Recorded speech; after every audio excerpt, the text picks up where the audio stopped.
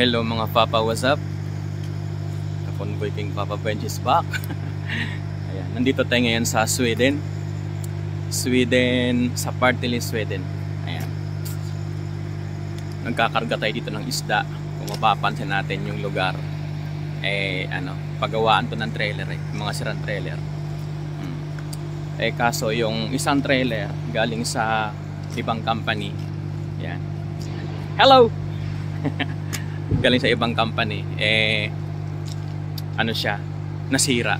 Kaya yung pangarga niya ta-transfer dito sa trailer ko, yung pangarga niya. Ililipat yan dito sa trailer. Dugtungan yan, dugtong. Ayan. Idinugtong. Dinugtong siya, puwet sa puwet ng trailer. Idinugtong dun sa puwet. Ayan. Ayan. Yung trailer niya nasira kasi hindi na pwede makatakbo, kaya yung pangarga niya ililipat dito ngayon sa akin. Ililipat yung pangarga niya. Ayan. Hindi na siya makagalaw, kaya yung trailer niya inatrasan ko na lang.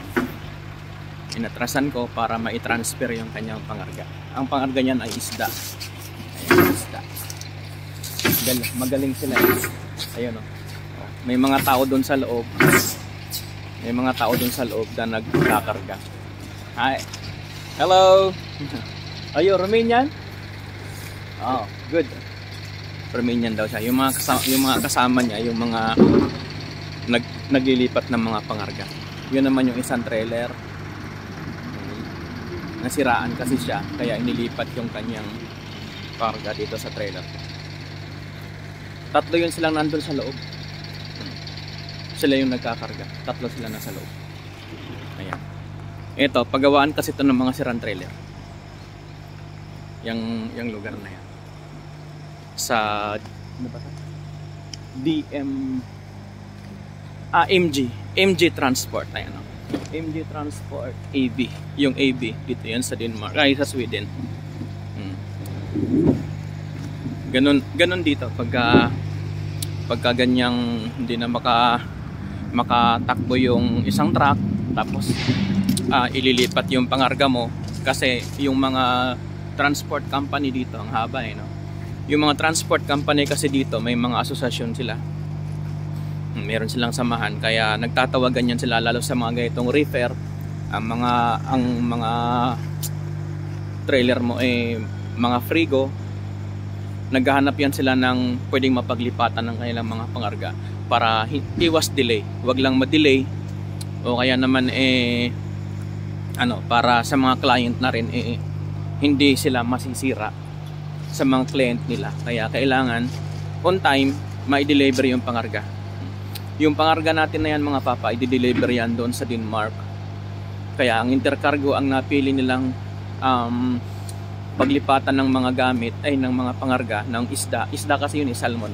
Yung intercargo yung kanilang napili kasi ang intercargo ang isa sa pinaka may pangalan na logistics company, transport company na na may reefer o kaya frigo. Kaya sa intercargo sila tumawag.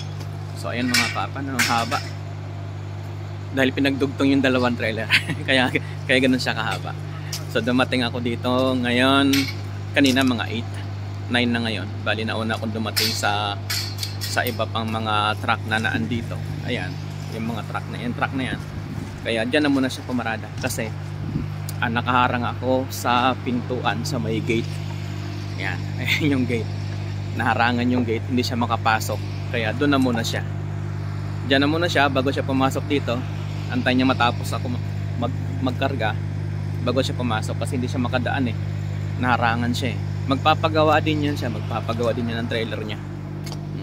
So nandito tayo ngayon sa Partille, Sweden. Partille. Yun ang bigkas kasi yung basa, ewan ko paano bigkasin sa Sweden yan.